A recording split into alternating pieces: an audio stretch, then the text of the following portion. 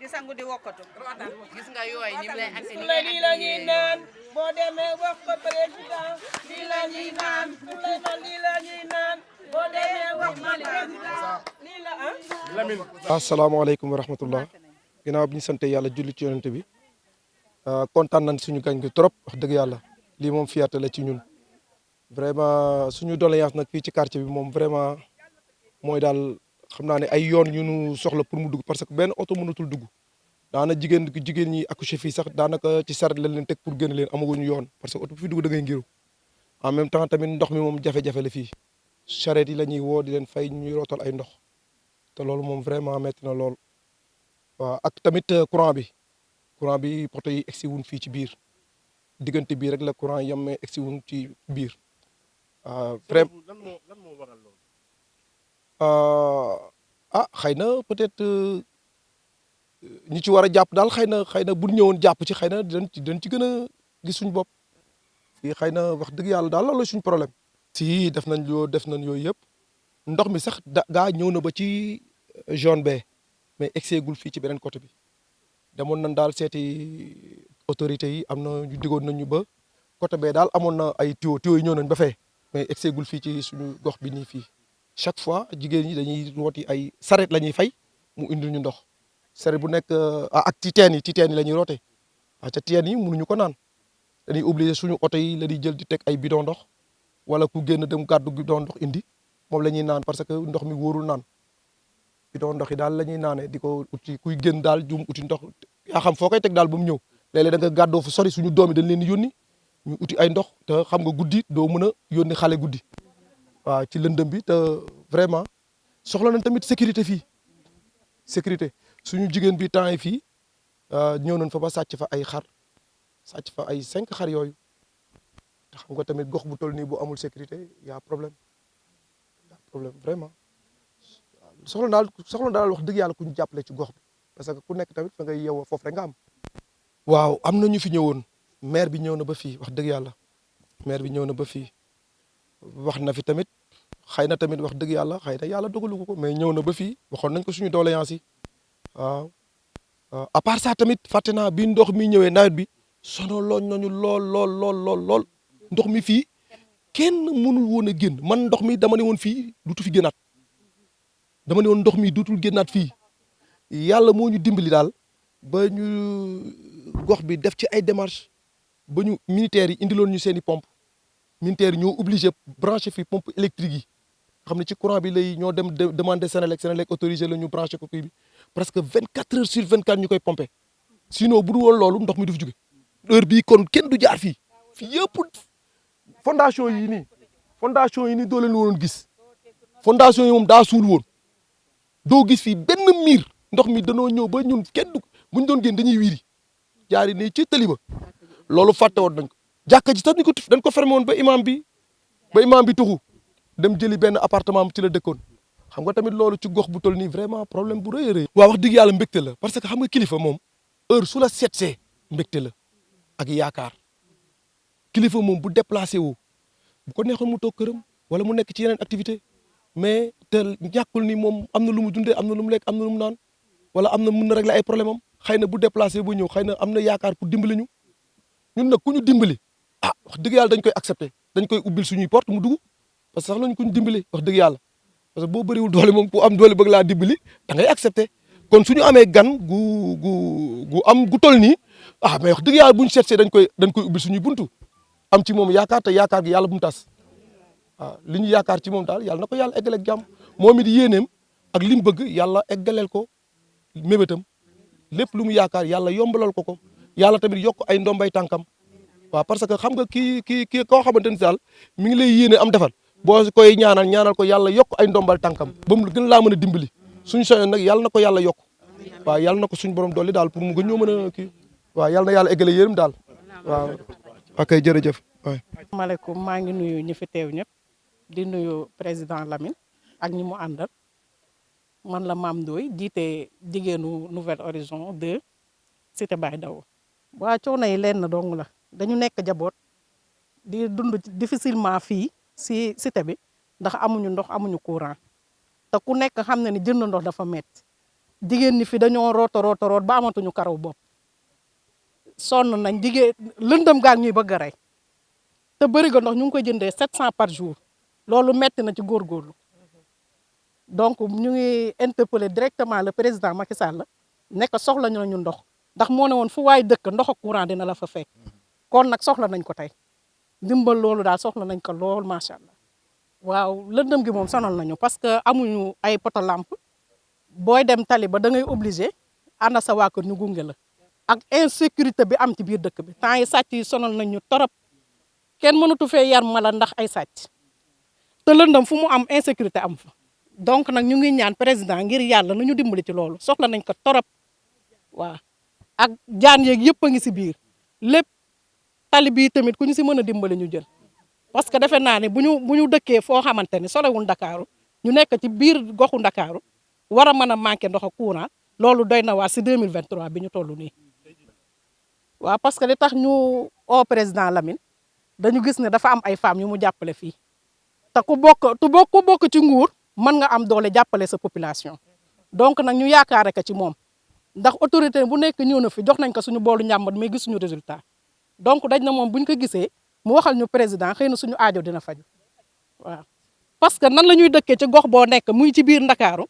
ñuy gis ay jigéen bu ñuy wasin di yëg ci ay charrette loolu dañ defe woon ci village reculé yi rek la am mais alors que am na existé na fii ci biir Dakar donc ñu ngi ñaan président nañu utal poste de santé suñu doom yi bu ñuy jàngi dañuy dem ba Njaxiraat wala Kër Ndiaye Lo di fa jàngi mbaa Sangalkam te fu am 2000 habitants war nañoo am poste de santé war nañoo am tali war nañoo am école war nañoo am marché aussi ku fi ndugg da ngay dem ba Tëngéej te ku ne xam na ne metti na si jaboot mënoo tëj sa kër wàcc leen fi di dem ba Tëngéej di nduggi wala ngay dem ba Sangalkam di nduggi donc daal bëgg nañu président Lamine nekk yónni nañ ko si président Macky Sall nekk na ñëw taxaw waa gox bi loolu daal soxla nañ ko te bu ñu si mënee jàppale tamit dinañu gënal torop ak financement yi aussi président Lamine sax am na lu mu si jot a def mais doyul donc bu ko président jàppalee dina mën a jàppale ay jigéenam ñu ngi koy sàkku ci moom di ko jaajëfal bu baax. teew ñëpp maa leen di nuyu seen tur ak seen sant di nuyu sunu jiital nuyoo bi sunu président bi Lamine Niang di kontaan ci moom trop ndax Lamine dëpp biñu gisanteeg moom ba tey rëccu wuñ ko macha allah Tëngéej laa ko mos teg sama bët man ba ma ko gisee Tëngéej ma wax ma ne ko man damaa bëgg a ñëw nga seet si ma sama gox nga déglu man la jànkanto yañ fa am Lamine ni ma jàppal bés ma seet si la ñu jàpp bés mu ñëw fi ñu daje fële kër ñoom màgget mu ñëwaat fii mu won ñu moom dëggal na boppam li muy def ñun tam kon dañoo war a dëggal suñu bopp incha allahu rabbi ñun ñoo ngi nii xoolal fii ni mu mel oto du fi egsi amuñu oto yu fi egsi sunu doom yi dañuy sonn buy bëgg a dee man sama doom ji dañuy dox buy bëgg a dee amuñu dara ndox amuñu ko xoolal sama loxo yi mi ngi wow koŋ dangay jukki bay bëgg a dee teen bee dañ ciy naan ay bërigo lañ ci dugal bërigo lañ dugal ci biir teen bi dugal ci ay pono ñee ci sunu ginnaaw na le bu guddee duñu génn amuñu courant dañoo lëndëm le kurus te yaakaar naa Macky Sall dañu woon moom ku fi nekk rek fu waay ne courant na la fekk ndox dina la fa fekk kon nag ñu ngi lay ñaan président Macky Sall sunu président nga jàppale ñu wutal ñu ndox wutal ñu tali wutal ñu école wutal ñu lépp incha allah ñu ngi sa kaw ci kanam sunu président bi Lamine Niang mii boo ñu ko jàppalee ñu jël boo ñu jàpp dénk nañ la Lamine Niang nga jàppale ñu ko bu baax a baax ndax mi ñuy jàppale bañaluñu dara macha allah mënoon naa xeeb ñëw du ma ñëw ndax ku ne jaar na fi amul ku fi jaarul tey ay wax rek la ñi fi jaaroon heure bu ñu waxee dig nañ ñu tey suba waaye la ñu gis sunu président bi gisuñu ko fenn kon nañ ko ñaanal ci kaw ci kanam yàlla guddal fanam wéral cëram macha allah ci kaw ci kanam ñoo ngi sa ginnaaw nag bu soobee yàlla ngeen baal ma. Je m'appelle Lamine Niang, Je suis membre de l'Alliance pour la République et j'ai un mouvement qui s'appelle Mouvement de la souveraineté active au niveau du département de Rufisque. Juste que tout politique doit être, normalement, quand on est dans l'engagement politique, c'est d'abord la prise en charge des questions sociales, mais surtout à la base. C'est dans cet élan que toutes mes activités s'inscrivent et que, de notre côté, sur notre volet, nous œuvrons fortement dans la politique de développement qui tourne autour de l'activation et de l'appui des femmes pour la transformation et la prise en charge de leurs doléances personnelles pour qu'ils puissent être un peu autonomes à partir de leur propre production.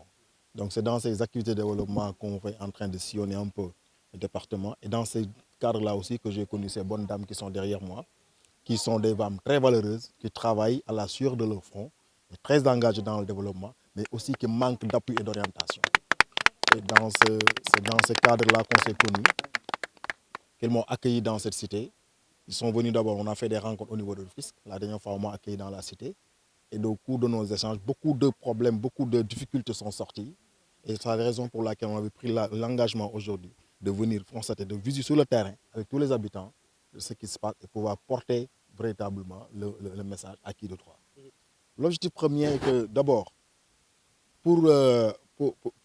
évoluer dans un endroit, il faut d'abord un endroit immédiat. L'environnement, il faut qu'il soit favorable à l'habitation. Vous constatez tout autour, c'est une nouvelle cité, bien habitée, des maisons bien construites. Mais on ne peut pas comprendre quand ce 2023,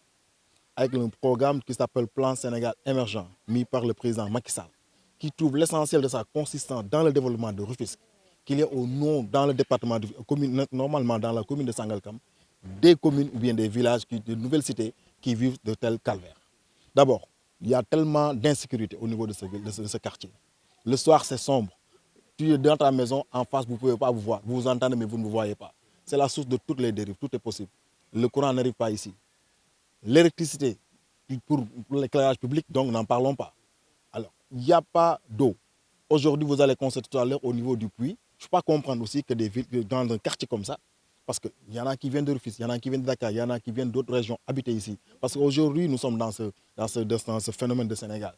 Donc, ces gens qui habitent dans ce quartier ne peuvent pas bénéficier normalement des avantages acquis, des acquis normaux d'une habitation normale. Alors ça, ce n'est pas normal. Alors ce sont des choses qui, aujourd'hui, parce que la mairie n'est pas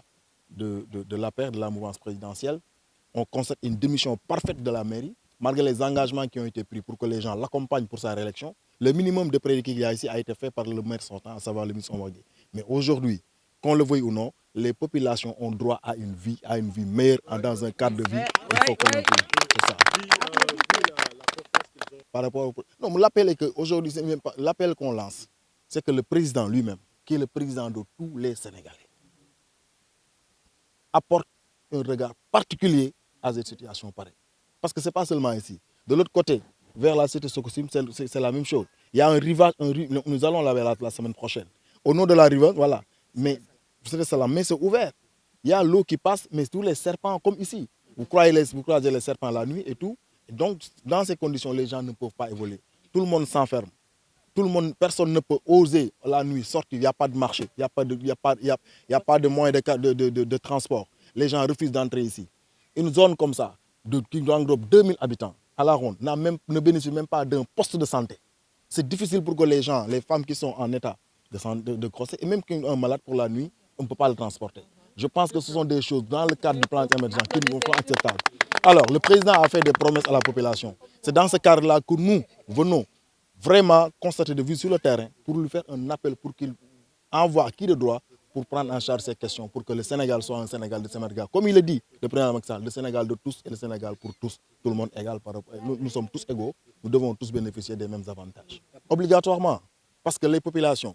l'essence d'un politique, le président est élu à la tête du pays pour prendre en charge les questions des populations sénégalaises d'abord.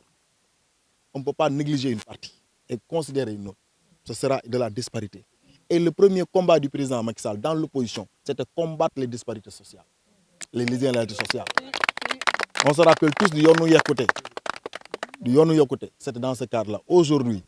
on ne peut pas aller dans un endroit. Les gens ont des problèmes d'accouchement, des problèmes de soins, d'accès à l'eau, d'éducation et de sécurité. Il n'y a pas de marché, il n'y a rien du tout. Alors, dans l'appel que j'ai, obligatoirement,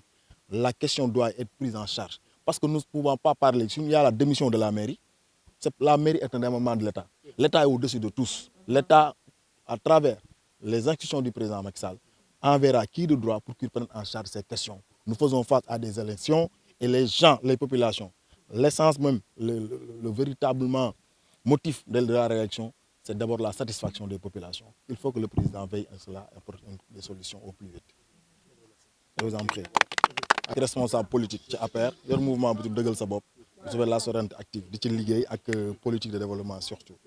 waaw progression foog mu am parce que mbir bala nga koy faj da ngay xam li fa ne maanaam li olof di wax bokk ci coow li xam li waral coow li moo ko gën li waral coow li mooy fii dañ fay dëkk ay nit dëkk fi nga paan yaa ngi yenn ndox yi dañuy rooti à 2 kilomètres à la ronde fii teen la ñuy naan ndoxu teen ci biir dëkk bi ñu naan Tëngéej département de Tëngéej bokk ci région de Dakar Diamniadio nekk ni mu ngi ne ngeen jàkkaarloo stade bi le Sénégal émergent bi Macky Sall def bokk ci cadre bi nekk fii li ñuy wax Sénégal émergent yëpp Diamniadio fii ñu ngi nii c'est à 500 mètres ñu koy jàkkaarloo nit ñi fi dëkk mënuñu am ndox mënuñu am courant dëkk ak jaan yi dëkk ak mala yi ay jaan dugg seen biir kër amuñu hôpital amuñu marché amuñu transport écarté coupé complètement ci lépp loo xam ne mooy dëkk bi loolu moo waral ñu doon nañu ñëw tey xoolal ko suñu bopp yëkkati suñu kàddu nag wax ko ki nga xam ne mooy njiitu réew mi pour moom mi ñu mën a saafara mu saafaral ñu ko donc moom defe naa lu dugg ci noppam am nañ yaakaar ne dañ ci war a def lu mu def moo tax ñu am ci yaakaar. bi nga fi ñëwee ñàkkul ne jàmbat gi bari na itam mais jàpp nga ne dina am lu impératif la war a doon. waaw parce que ki nga xamante ne bu tëddee tey bala mu tëj buntu këram ba amul courant bala mu tëj buntu këram fu ne na fa yoon ndax suuf dugg fa wala leneen loo xam ne lu ko mën a sànq la defe naa tiit boobu rek psychose li ñu naan psychose loolu rek xëy na dëkkee rek doy na mbugal ci doomu aadama da nga dëng sa kër ñëw tabax ko dëkk fi am na loo xamante ne yaa ko moomal sa bopp mais am na loo xam ne nguur gi nga fay ñoo fa ne ñoo la ko mën a defal am nañ loo xam ne maire bi fi nekk dafa démissionné kenn waxatu ko li fi jotaam mooy équipe sortante maire bi fi nekkoon sunu maire bi dëkkoon Sangalkam Omar gi daana ko fi def tey maire bi fi nekk boo bokkul ci parti au pouvoir sax wala gouvernance pouvoir bi war nga mën a jël ñi nga xam ne dañ la joxoon seen kàddu fal la yéene la nga jàppale leen pour nga xam ne ñu mën a def seen avenir loolu mooy un bon maire comme amuñu nag ba yàlla dogal na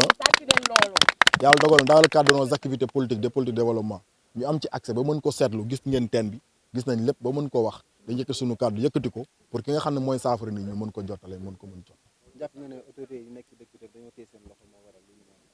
autorités yi ngay wax la ma xaw ma nag ban autorité nga bëgg a wax quoi parce que fii li ma wax léegi nee naa la maire bi moo war a jël yenn yi bu ñu gisul maire boo xam ne ñëw ne dafay engagement tey li ñu mën mooy ñi nga xam ne dañoo bokk ñoom nguur gi yëkkati suñu kàddu ñu wax ñu dégg ñun ñu jàppaleen en tant que responsable yeggale seen kàddu fu mu mënta yegg espérant que kooku ñuy waxal mu jiitu réew mi dina yebal ñi fi war a yebal ñu mën a dimbali nit ñi ci gox bi pour dëkkuwaay bi mën a nekk lu mucc ay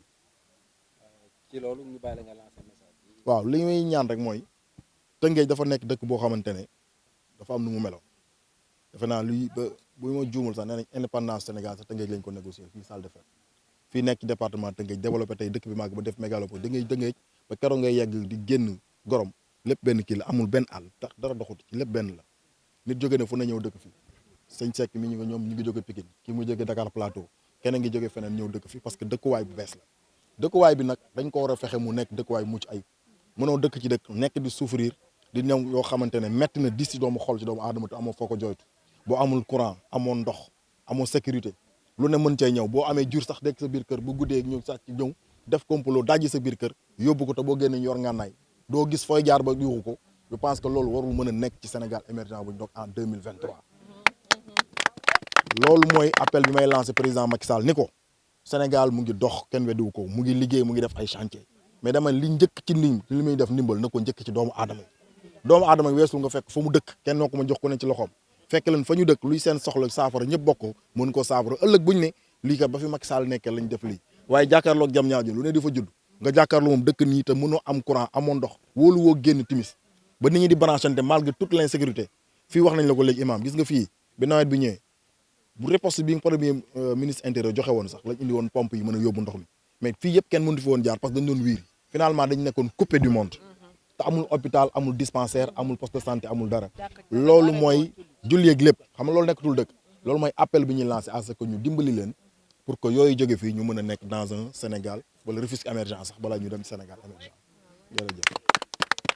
fu mu ko teg gan du ko am mukk muy rus parce que liggéey na ci réewam waana nag des na ñun nag dëkkuwaay yu bees nit bët moo mënta daj fépp waaye ki nga xamante ne nii feebar nga mu jox la comprimé nga tane ñun nag suñ comprimé la ñuy laaj comprimé bi mooy lan ndox mi taay suñ xale yi amuñ fu ñuy jaar bu nawetee muul la ñuy teg ci la ñuy jaar oto du fi dugg jaan yi sonal nañu kenn ku nekk sa kër da nga fat ay fatt nga def booy génn da ngay yor sa torche say doom topp la nga niit ba fi nga xamante ne am nga fa confiance xale yi jàll fa pour dem xam nga ne loolu métti na dëkk yi nga xamante ne dëkku àll lañ am nañ tali am nañ ndox ñun ñi nekk ci biir dëkk bi fii amuñu tali amuñu ndox amuñu marché amuñu courant Tëngéej la ñuy duggee amuñ fenn foo xamante ne nañ ne fii mooy marché amuñ oto mbali du fi dugg da ngay dajale ci terrain jàmbur yi ba nga xamante ne mbali mi bëri na nga taal bu borom terrain bi ñëwee attaqué la nga lay raayal ba mu dem na ko dootuma ko def suy dem nga fay xëppaat surtout man sama buntu ginnaaw terrain boobu moom foofu laa def sama mbalit te nit kër nit la comme man te amu fu ma ko def mënu ma koo teg sama biir kër mënu ma koo teg ci buntu bi te foofu laay obligé di ko fa sotti bu bëree ma taal